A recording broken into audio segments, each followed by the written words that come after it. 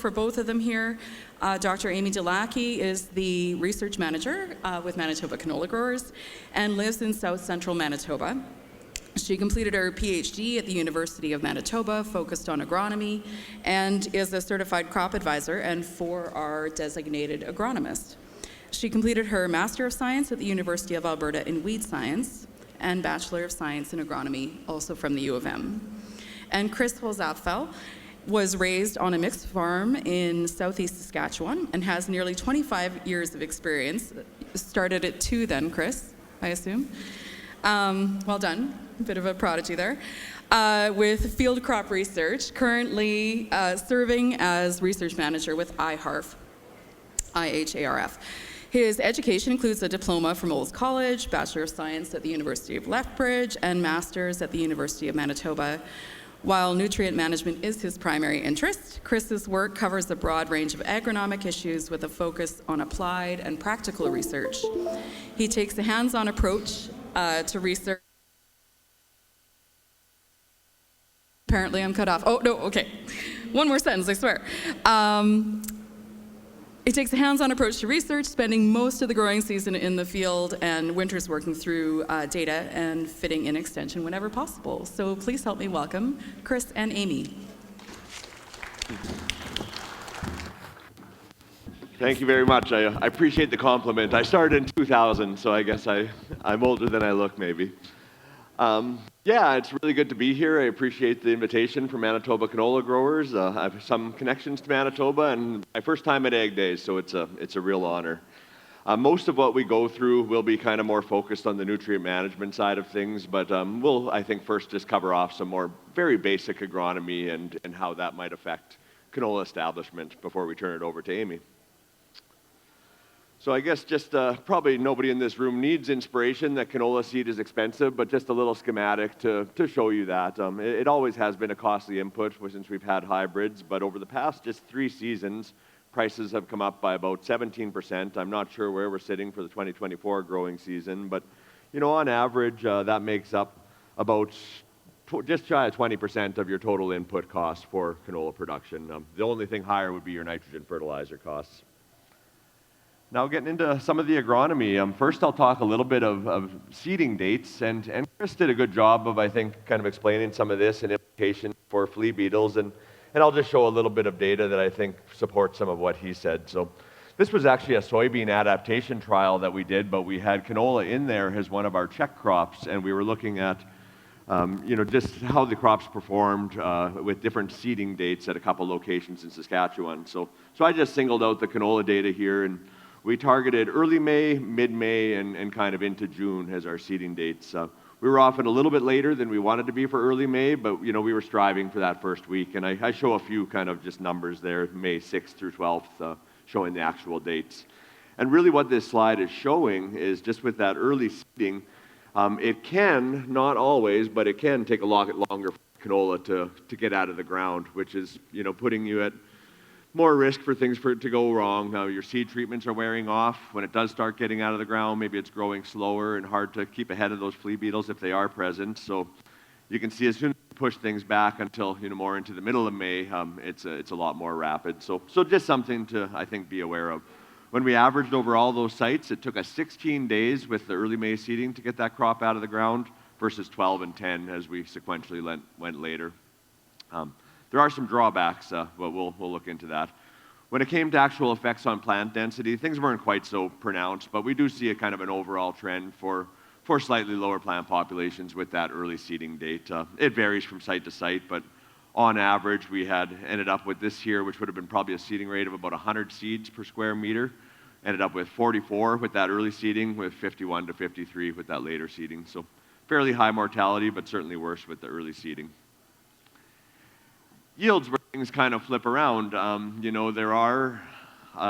It takes more intensive management with that early seeding, but that is often where our highest yield potential can be, and where it really gets risky, I guess, if you push things off too late. So we don't want to be falling too far into June with our seeding date, and I think it's just really a delicate balancing act, trying to find that period where you're going to get the most rapid establishment and emergence, but not, getting so late where you start to compromise yield. So I think it's just kind of a matter of prioritizing which crops go into the ground first. For myself personally, once kind of if I'm caught up on some of the cool season pulses and cereal crops by about May 10th, it's go time, but you just need to be aware of it and be prepared to maybe manage those flea beetles and have seeding rates are adequate to buffer against a few losses.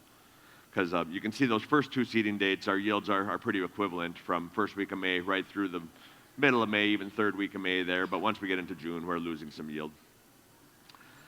We did quite a deep dive on row spacing a few years back here. Now this was just at Indian Head because it took some fairly specialized equipment to do this. So we've got a Seedmaster plot drill where we can have 8 openers on 2 kind of tiers, I guess, that we can slide up and down the drill to adjust the row spacing. And we can move those 8 openers anywhere from 10-inch spacing up to 16-inch spacing, and then with a little extra tinkering, we got it all the way up to 24-inch spacing for this trial. Or these trials. We actually had 3 of them there. So one where we varied those row spacing treatments with different seeding rates, one with different rates of sideband and nitrogen, and one with in-crop herbicide to look at impacts on weeds. We're really just going to focus on establishment and kind of more of the seeding rate stuff here. Lots of data, but I'm only going to show you a real high level kind of look at it. So first off, I think the most important thing is just to bear in mind that as we increase row spacing at any given seeding rate, here we're at about 115 seeds per square meter, I think was our seeding rate. We do tend to see that mortality increase just due to the seeds becoming more crowded together, competing with each other, that sort of thing. Some of this could also play into nitrogen fertility, and I took that slide out in the interest of time, but with this trial we did see, as we got some high rates of sideband and nitrogen combined with that really wide row spacing where we were seeing, maybe a little bit, some cases where separation wasn't quite adequate and a negative impact there. But yeah, you do see some pretty consistent linear trends. The magnitude differs from year to year, but of mortality increasing as we increase row spacing. Seeding rates by row spacing here, even though that mortality is increasing, you see our 10-inch to 16-inch are all up at the top. Quite linear. We get the best establishment with 10-inch spacing, but it's not a big difference. Where things really, I think, stand out is at the 24-inch spacing, and there our mortality is really getting a lot higher, especially combined with those higher seeding rates. And so if we're pairing, if you are looking at that kind of extreme row spacing, which I wouldn't necessarily recommend, there's really no point in getting too aggressive with your seeding rates because you can only pack so many seeds into a linear foot of crop row and expect them to grow. This I just quickly show to show that, when it comes to canola and row spacing, it is fairly well adapted to the wider row spacing. We've got a couple sites in there where maybe it looks like a bit of a trend for things coming down, but by and large, it's pretty flat, right, from 10-inch all the way up to 24-inch spacing, as long as you manage the weeds and, do the rest of your agronomy well. Maturity, here we just have a quick peek at row spacing versus seeding rate effects on maturity. And I would say the row spacing effects are very minor. We see a very slight delay, as we increase row spacing, but it's nothing that should concern you. Seeding rates can be a different story there. Here when we went at that lowest rate, we were extending the days to maturity by, up over 5 or 6 days. And I've got some data I'm going to show you towards the end where that gets much more extreme. So you certainly, there are benefits to those higher plant populations when it comes just to moving your crop along. Same thing with green seed. We didn't actually see any impact of row spacing on green seed, but when it came to the seeding rates, we certainly did. All of these were below 2%, and we did our best to manage that, harvest it when it was ready, but you can see as we get up to the more optimal plant populations, that risk of green seed drops off quite quickly. Now we'll get into the good stuff here, some of the soil fertility work. So really we're going to talk mostly about phosphorus fertility at this stage here, and I've got a couple sets of studies I suppose I want to spend the most time on. This is some work we did all in Saskatchewan. Everything I'm showing you is from Saskatchewan, but Indian Head, Scott, and Melfort. A little bit of background on the sites. Indian Head, where I am, is quite similar to a lot of your areas in eastern Manitoba. We're a clay soil, 4.5%, 5% organic matter. It's the thin black soil zone. Melfort, up in the northeast part of the province, are really high organic matter, much more, also fairly high clay content, but maybe a little more loamy than Indian Head. Lots of moisture. And Scott were in the northwest, where they're a dark brown soil zone, lower pH, much coarser soil, lower organic matter. So they're going to be at a higher risk when it comes to seed place fertility. This was our trial. We just had 5 phosphorus rates, 0 right up to 71 pounds actual P2O5 per acre. So that's about 137 pounds, 1152. So some really big rates. And then with our placement scenarios, mostly we were interested in sideband versus seed row placement or in furrow. But we had a third where we took that seed row placement and just threw in 56 pounds of ammonium sulfate there to basically add 15 pounds per acre, or 13, pounds per acre of sulfur. Not something I would necessarily recommend for agronomic reasons, but logistically sometimes it makes sense for farmers to just throw some extra nutrients in that blend. So we looked at that just to see what it would do. And I'm just showing you kind of very high-level results here. So first of all, Scott differed from Indian Head and Melfort. So Scott here is these red lines, and I apologize, that black line is supposed to be our optimal kind of placement, but it shifted on me a little bit when I formatted these slides and I forgot to move it. It should be down a little bit lower at 5 plants per square foot, which is where we would expect absolutely no negative impacts for plant populations there or above. But with Scott, you can see as soon as we started adding seed place fertilizer, those plant populations did drop down. They dropped down immediately with that 56 pounds of ammonium sulfate, and really just kept on getting worse as we increased the rate. And once we approached those higher rates, especially 53 to 71, which we know is quite risky, it's getting to where we expect to see some yield loss and agronomic problems. 18, not so much. 36, we're kind of hovering right on that edge. This is Indian Head, where you can see that we do actually lose some plants, and the trends are very similar. Sideband is flat right across. It's safe no matter how much we apply. But with that seed row placement, with or without the ammonium sulfate, once we get up to that 36 pounds per acre, we're starting to lose some plants. Importantly, they never actually got low enough at that location to where we would expect to see much negative impact. So I'm only going to show you yield for Scott here, actually. I'm maybe moving a little quickly. I'll try to breathe a little, slow down. But so at Scott, sometimes that backfires when I say that. Next thing I know, I'm 5 minutes late.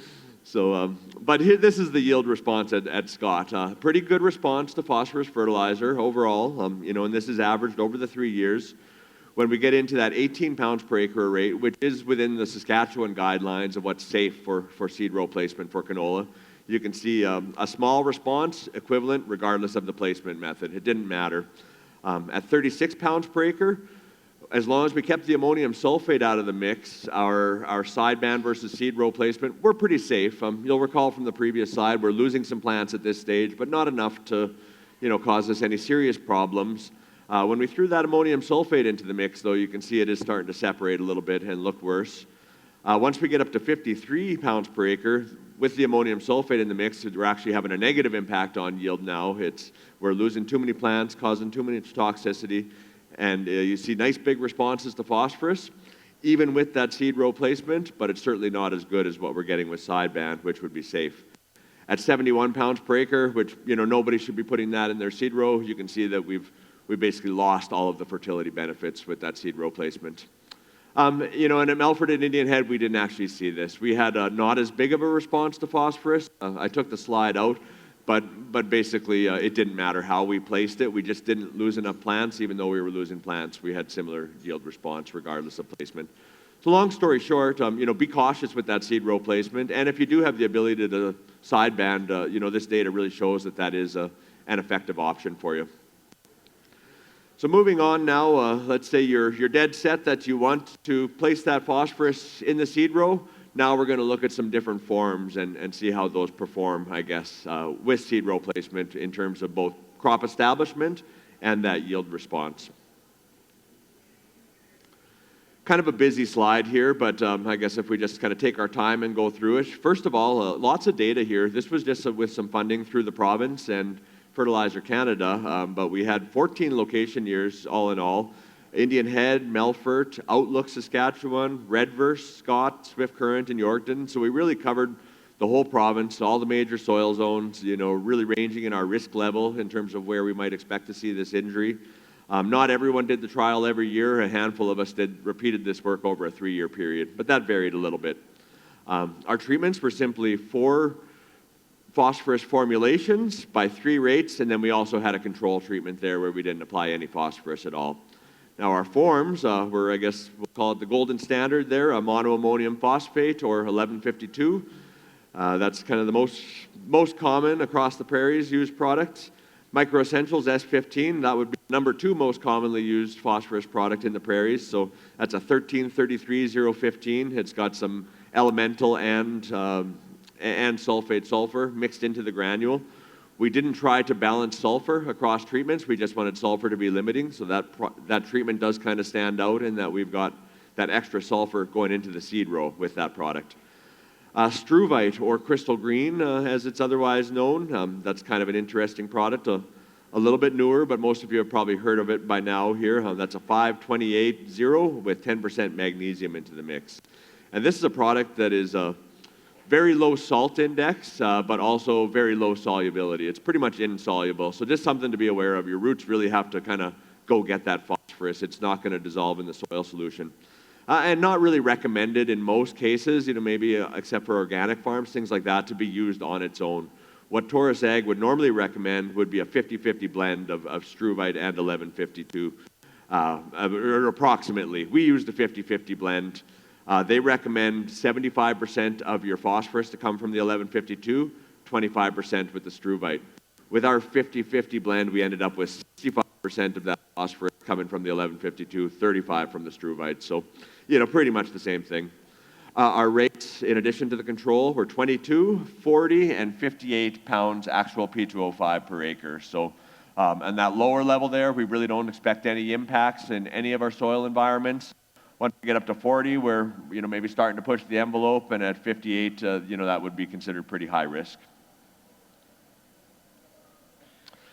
This is just a busy slide that I don't expect anyone to really digest, but it's just kind of some of my statistics for individual sites. This was all analyzed together, but just to show where we did and did not get responses for either the form or the phosphorus rates on plant emergence. This is, and really the only reason I show this is that at Indian Head, Melfort, and actually one location at Swift Current, unusually enough, we didn't have any impact with any of these treatments on our emergence, no significant emergence or impacts. So essentially we got away with it. The other locations, so a little bit over half of them, we did have some impacts, and those are the ones I'm going to really mostly focus on when we come into individual sites, but largely I'm just going to show you kind of some overall averages because this is a pretty busy data set.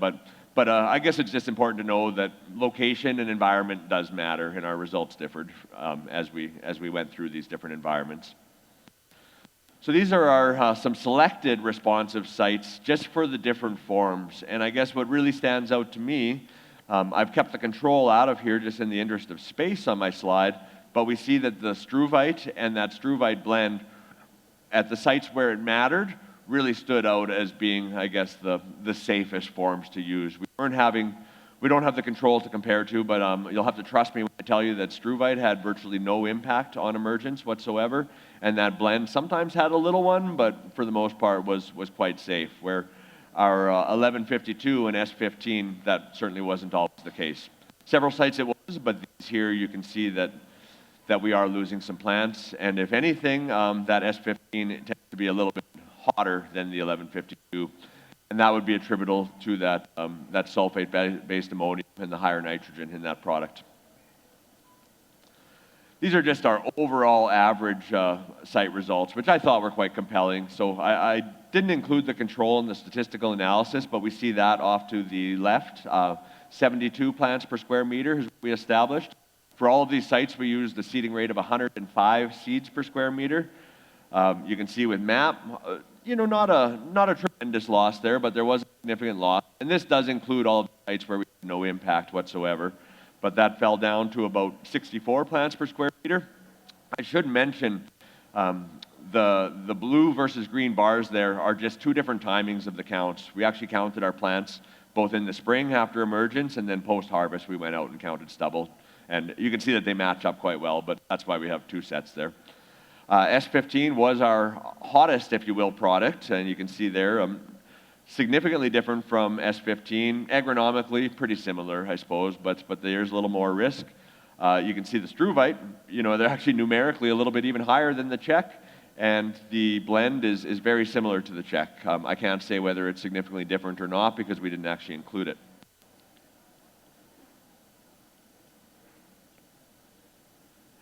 These are just our overall averaged, I guess, form by rate interactions, and it just kind of shows that these plant losses are getting worse as we increase the rates. Not rocket science, that's exactly what we'd expect to see.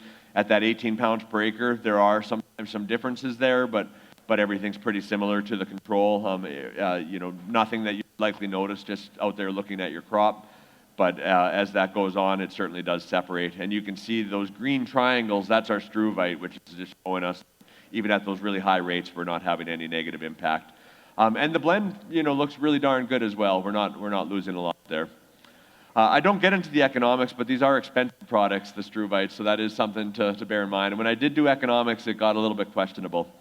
These are our yield responses, and this is interesting because basically it shows that most of the products are absolutely equivalent when it comes to the yield response that we would get to that phosphorus, except for the struvite. When we applied that on its own, we still got a bit of a yield bump there, but I think that lack of solubility meant that in the low P soils in particular, maybe just wasn't quite able to get the phosphorus to the plant as readily or as quickly as the other products. So the blend worked really well.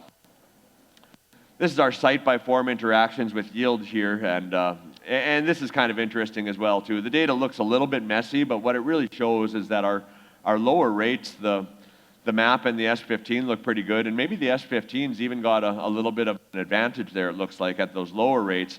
But once we get up to that really high rate, that's when that struvite MAP blend kind of shines because the other ones are just getting a little bit too toxic, and we see the S15 actually almost looks like it loses a little bit of yield relative to that low rate. Get some interesting separation there. I'm getting into my last set of slides here and think we're doing pretty good with time. So this is actually some old work, but I think it's quite relevant just kind of given the topic at hand and what we're here to look at. So this came after, although this work actually was initiated back in 2012 and we ran it for 3 years, 12, 13, and 14, 5 different locations around the province. So Indian Head, Melfort, Scott, Swift Current, and Saskatoon. And this came, I think, after an event where maybe we had, this is testing my memory a little bit, but I think some trouble with some spring frosts and a lot of reseeding going on, a lot of questions, I guess, about critical plant populations.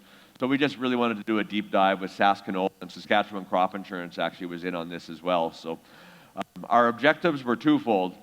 First, and I guess, perhaps most importantly, is we wanted to know what are those real critical plant populations. So, it might not be pretty, but what is the minimum plant population where we can expect to get 100% of our maximum yield potential? And from there, where might we expect to get about a 10% yield loss, which might be acceptable? 20% yield loss, and then once we get below that, we're probably looking at reseeding or something. But what are the effects on maturity, seed size, and green seed? And I guess, so once we've established that our thresholds are not met, that we don't have an adequate stand, we wanted to look at some different options for reseeding. Once we got into early, beginning of June, at that point we've decided our crop's not going to cut it, we're going to reseed. What kind of canola variety should we be looking at? Is it going to be economically viable? What if we're pushed back 2 weeks later into June 15th? Is this something we should even be considering? 2 sets of experiments. So one was actually a very simple plant density response trial. So we went as low as 5 seeds per square meter. So we don't even like to call these seeding rates because they're just so absurdly low. It was really just plant populations. Right up to 300, which nobody would even consider. I mean, a typical seeding rate's probably anywhere from 80 to 110 seeds per square meter. So we went, really to both sets of extremes. And our second study looked at the reseeding option. So kind of our 2 benchmarks were early maize seeding of just a popular Liberty Link variety for the time, 5440. Some of you probably remember that. Either seeded at 150 seeds per square meter, pretty high, but we wanted to make sure it was adequate, or 20 seeds per square meter, which was kind of supposed to simulate our failed crop. For our reseeding options, we either went back to that same variety, to a shorter season, Roundup Ready variety, still a hybrid, or for the extreme case, if we're really worried about maturity, we figured we'd throw a Polish canola variety in there, which those kind of, nobody really grows them anymore, but they were popular up in the Peace River region for a time where, maybe even parts of northern Manitoba in the early days of canola when growing season could be really tight. And we did that either in June or early June, so beginning of June, or the middle of June, about the 15th. So looking at plant density responses, so this is just the whole 15-site average. There might have been a couple there removed just for questionable data. But all in all, this is kind of what that response curve looked like. No surprise to many of us in the room, canola is an amazing plant, very resilient, very plastic. We achieved 100% of our yield potential on average with as little as 28 plants per square meter, so that would be about 2.5 plants per square foot. That range at individual sites was as low as 11, right up to 30. So really that 28% is almost a conservative number to look for, because we never needed more than 30 plants, even for the individual sites that we looked at. And sometimes it was lower. Like I said, it wasn't always pretty, but the yield potential was there if you could, kind of babysit that crop and get it through. 90% yield was in that 18 plants per square meter with a range of 8 to 20. 80% as low as 12 plants per square meter with a range of 6 to 15. When we looked at maturity, I showed you a little bit of this with our row spacing data, but this kind of takes it to a new level of extreme, and we can just see what kind of problems we get into at those very, very low rates. We're averaging 102 days to maturity at that minimum plant populations. And until we get up, really closer to about 40, that's where things kind of level off, where we don't expect to see any more, our crop's going to mature more or less as early as possible. But some pretty substantial negative impacts there. Looking at responses to our reseeding options. So that red bar, that is our failed early May seeded crop. Doesn't look too bad, on average over the 12 years, about 27 bushels an acre. Not a yield that we're going to target, but this is remember, this is a crop failure. We're our better yield for that. And remember, this is also going back 12 years or so here now. We were up around 37 bushels an acre. So really the one to beat is the red bar, though, because that's kind of what we're faced with when we have to make this decision. We know that the green bar is going to be good.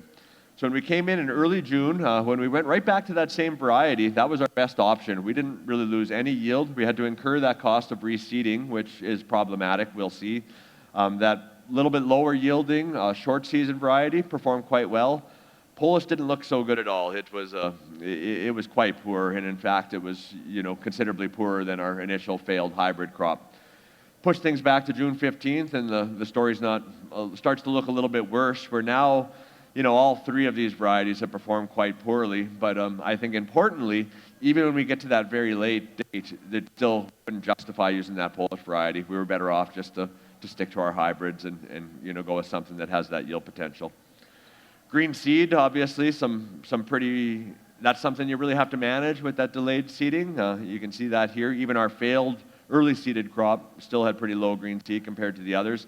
Some of this was likely management and probably could have, with better, I think, harvest timing and desiccation timing, things like that, we probably could have done better, in my opinion, but something to be aware of. Now we will look at, I guess, just our effects on profits here. And I don't have all the assumptions here, and bear in mind, this is now 12-year-old data. Inputs were a lot less. Canola was worth a lot less. I think all in all, it probably works out that these numbers are still quite relevant, just because I think kind of our costs of production have gone up really hand in hand with the value of the crops that we're producing. So I think it's quite relevant. That blue bar is our uninsured acres, and the purple bar is insured acres, so there would be a crop failed establishment benefit there coming from SAS crop insurance. This would be separate from anything that some of the seed companies might offer in terms of their own reseeding benefits or programs that they might have. But really, I guess what it's showing, so for the failed early May seeded crop, there's no bars there because everything that we present is relative to that. With the early seeding, we were actually, even without insurance, still making a little bit more money to come in and just go back to that initial higher yielding medium season hybrid crop. Was a little bit more profitable than just leaving it alone and hoping for the best with what we had. With the insurance, it becomes considerably more profitable. The very similar trends with our early June seeded Roundup Ready, little bit earlier maturity variety there, but not quite as good just because our yields were a bit lower. Polish was not profitable. We were losing money all the time. We were better off just to keep what we had. And then when it came to mid-June reseeding, it was just a question of how much money you want to lose. We were never profitable to do so under those circumstances. One question that got asked me last time I showed this data was whether or not we reseeded into kind of that live green crop or terminated it. And I thought it was a really good question and maybe something that justifies further research. But we terminated that crop. So we started from scratch and then reseeded. So, I guess the question might be is what if we had left that crop there, taken the plants, but still scratched in some more seed just to try to beef up those populations? At the time, I think it would have been quite risky. We didn't have the pod shatter resistance that we do today. But now with some of our really good pod shatter resistant varieties, that might be even something to consider, even just, not necessarily killing what you have, but trying to fill in those populations and just help it along. So we didn't do that. So if any of you have that question, I've now answered it. And I think with that, we're at about 30 minutes, and I'm going to turn it over to Amy.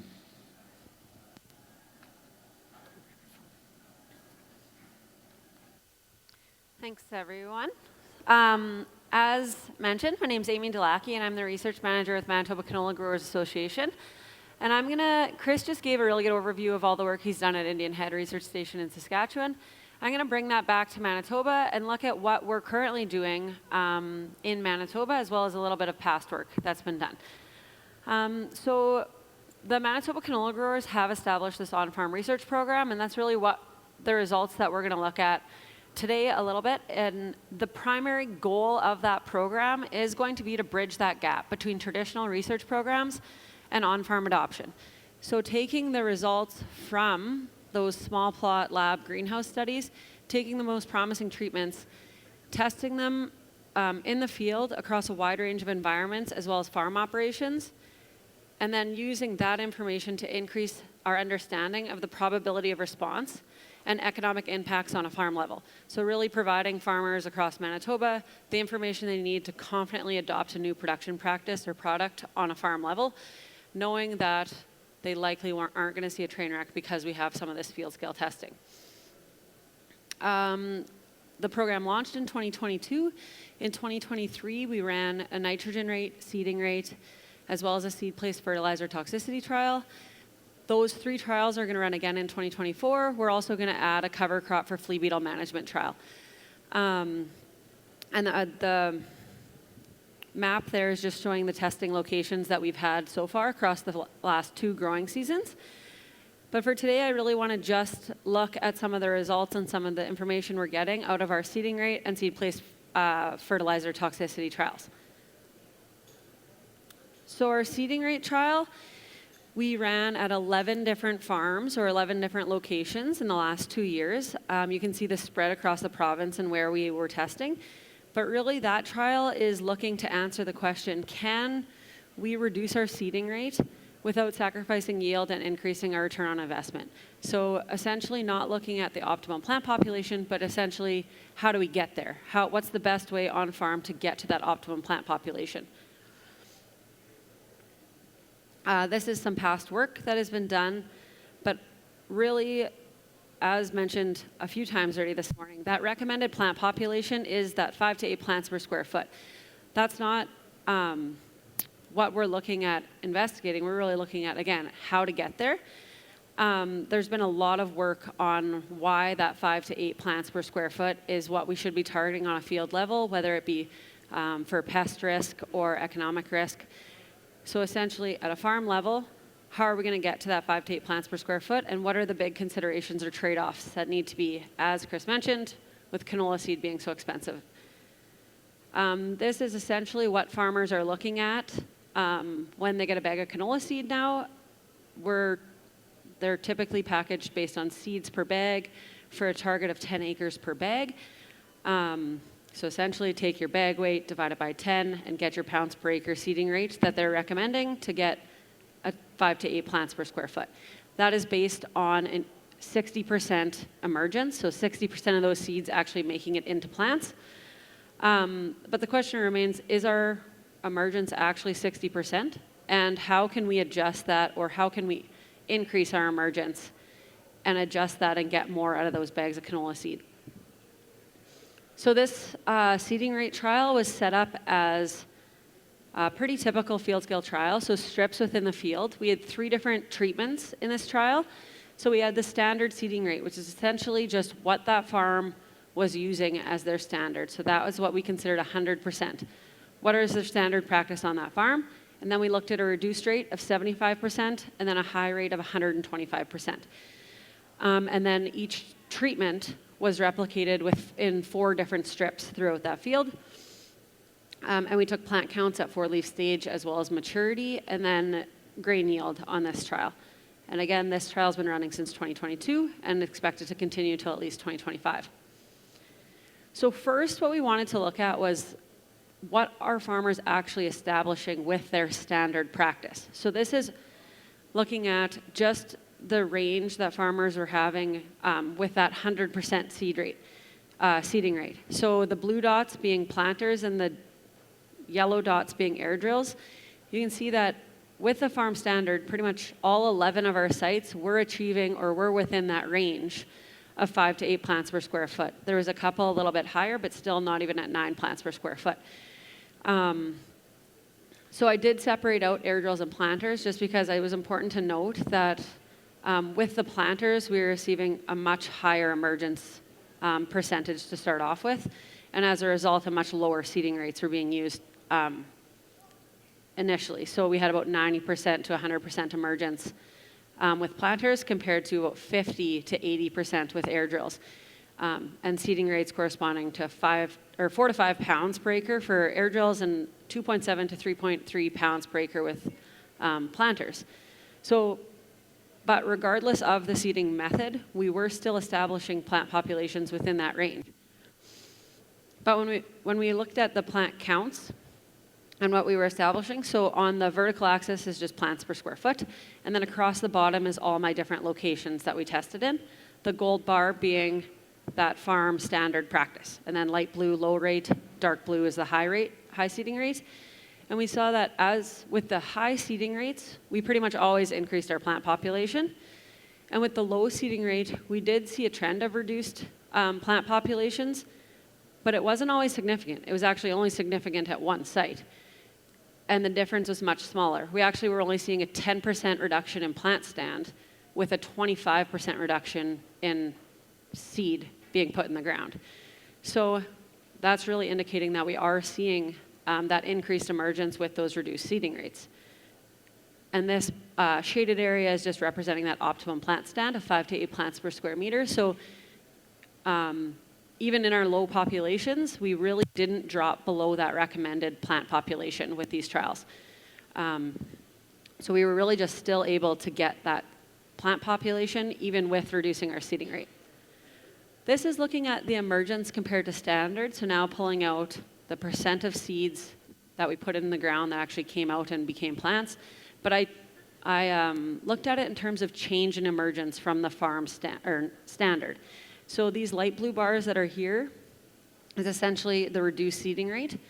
And the black bar across the bottom is 0, or the emergence that their farm was achieving when they used their standard seeding rate. So you can see that almost every single location tested had that increase in emergence when their seeding rate was reduced. On average, it was about 17%. So we had 25% reduction in seeding rate, but emergence was typically increased by about 17%. The sites that didn't have a big increase in emergence were those ones that were done with planters that already had 95 to 100% emergence to start off with and really low seeding rates. So where the opportunity for those increased emergence with lower seeding rates was really those air drill operations. And then looking at the high seeding rates, we had a much different effect in terms of emergence, but there was a trend to have a slightly reduced level of emergence as you put more seed in that seed row, which again, as Chris showed with his wide seed rows, that wasn't unexpected results there. The effect on grain yield was, there was none. So essentially at every single site that we tested this on, there was no effect of grain yield. Our average yield is about 50 bushels an acre across all these sites. And regardless of seeding rate, there was no difference in yield.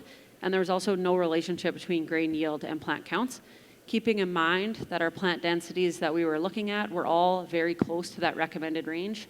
So if we had sites that had dropped much lower than 5 plants per square meter, we likely would have seen that reduction in plant or in grain yield with the low seeding rates or with any seeding rates. So moving on to the seed-placed fertilizer toxicity trial.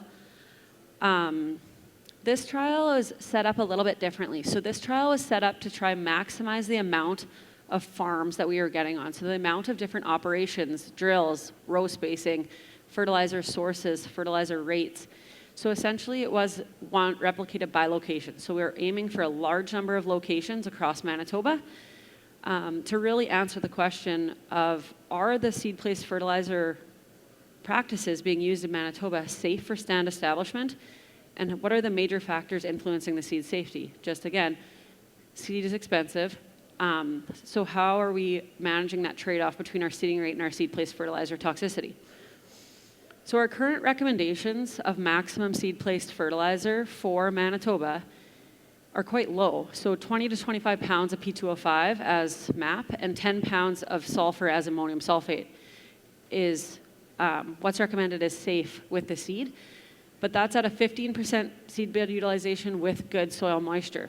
But then when we look at what a 50 bushel an acre canola crop needs or what it's taking up during the season, based on the new crop uptake and removal guidelines that were done this past year, we need over 40 pounds an acre of P2O5 and sulfur for that crop. So with that, we see guys really pushing their seed-placed fertilizer applications and really going above those recommended rates in the seed row. And rather than changing the placement, they're really just increasing it. And based on conditions, that we can get away with that a lot of the times, but really understanding when we can and when we can't get away with some of that. This is, when I talked to Don Flayton last week about my presentation, he really wanted me to add this picture in here and just really highlight that even with 20 pounds of P2O5 in the seed row, there is potential for huge stand losses. So this was 20 pounds of P2O5 applied as monoammonium phosphate in a really dry year near Portage. So that did see really high stand reductions. So keeping in mind that soil moisture is really the main limiting factor or main factor to take into consideration at seeding. This is probably the last in-depth seed-placed fertilizer study that's been done in Manitoba. It came out of Don Flayton's lab, and it was probably about 10 years ago now that this was done. So he looked at different sources and placements, different rates and sources of seed-placed fertilizer, of phosphorus and sulfur on canola stand and yield. And in this graph, you have plants per square meter on one axis, and then you have seed yield on the other one. Plant stand being the blue bars and seed yield being the yellow. And you can see that and the treatments are kind of organized in terms of the control, starting with the control and then moving towards the highest risk for seed-placed fertilizer, so high MAP, high monoammonium phosphate, and high ammonium sulfate. So as we increased our risk or put more seed-placed fertilizer down in terms of MAP and ammonium sulfate, you reduced our plant stand, but we also had responsive sites, so we did actually see an increase in yield. However, 10 years ago when this study was done, they were targeting plant populations around 10 plants per square foot. So with our current plant stands that we're recommending, the 5 to 8 plants per square foot, some of these reductions in plant stands would more than likely result in a yield reduction. But in this case, the control was getting around 8 plants per square foot, and because their seeding weights were relatively high to start off with. That same study also looked at the variability within a field on seed-placed fertilizer toxicity. So this is just a really good visual that they have from that study on the effects of ammonium sulfate placed with the seed. So they took seed from essentially a hilltop and then a lower level or a lower area in the field, and then grew out canola with different rates of ammonium sulfate. This picture is of ammonium sulfate, but they also did it with monoammonium phosphate, as well as different sources. But you can just see that as that rate increases, that soil from the hilltop with high calcium carbonate concentrate, so that eroded knoll in the field, had much higher levels of seed place toxicity than that soil from a lower area of the field. So there's management considerations within a field and not just field to field in terms of seed place safety that need to be taken into consideration. Back to our stuff.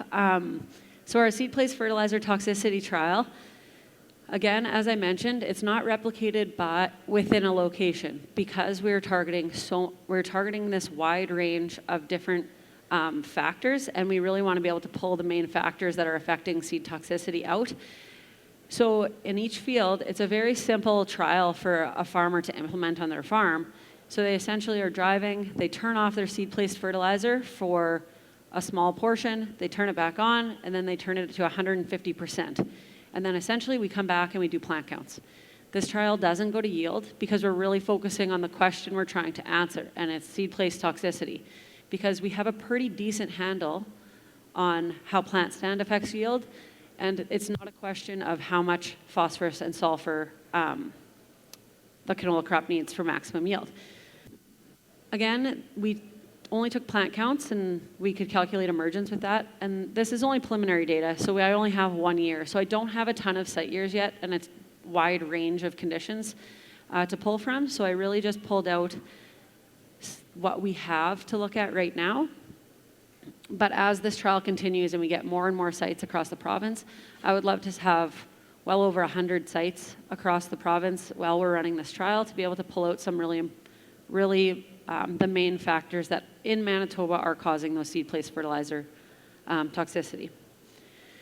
So when we just looked at everything combined, there wasn't a huge effect on emergence with seed placed fertilizer rates, but we did see a slight decrease as we moved to the high seed place fertilizer.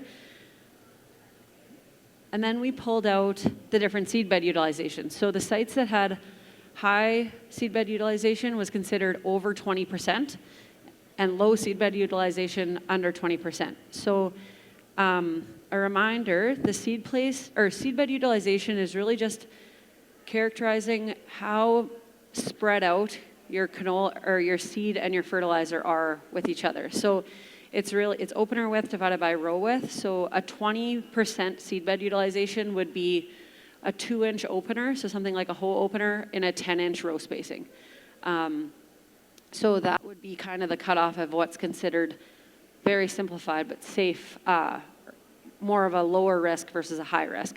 You can see that in our high seedbed utilization, so the sites that are typically have a wider spread and there's less concentration of seed and fertilizer, we didn't see any impact on seed place fertilizer rates, but as soon as we looked at our low rates or our low seedbed utilization, we did start to see that decrease in emergence within those low seedbed utilization sites. Then we tried to characterize our sites by fertilizer risk, and this was just by rate. So we characterized sites into low, medium, and high risk of fertilizer toxicity based on the rates that were being applied. So we looked at the nutrient rates being applied as phosphorus, sulfur, and nitrogen, regardless of the source.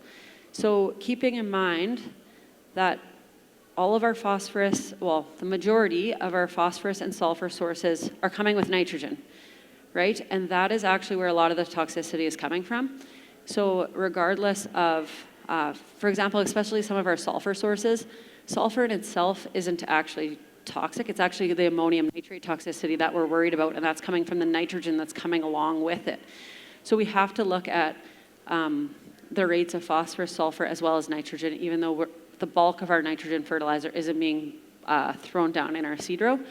But what we considered high risk was phosphorus and sulfur, as well as nitrogen, were over the recommended safe levels for that operation.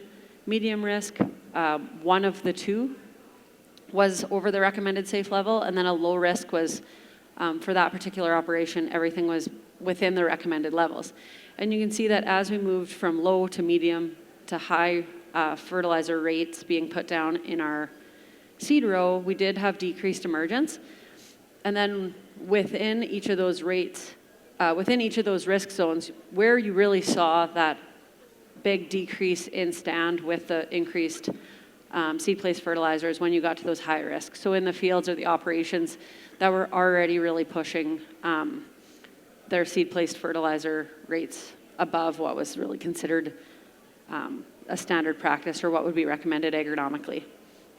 So with that, in summary, for seeding rates, canola farmers are successfully achieving that 5 to 8 plants per square foot. But we can see that with our reduced seeding rates, there's actually an opportunity there to reduce our seeding rates, especially when air drills are being used, to increase your emergence and have actually quite a small reduction in plant stand. And that's ideally going to increase that return on investment. So essentially, in 2024, SRP for a bag of canola is around $1,000 an acre. So that can be, if we're seeding at 10 acres a bag, that can be up to $25 an acre by reducing your seeding rate and still seeing that plant stand being achieved that we're expecting maximum yields at.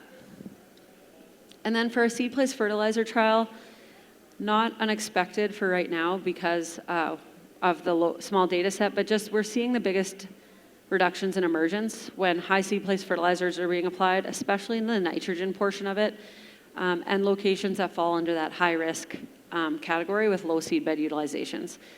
So for this trial, as those testing locations increase in future years, that's when the data is going to be much more suited to pull out the relationships between the different risk factors and rank those risk factors for what we're seeing for seed-placed fertilizer toxicity.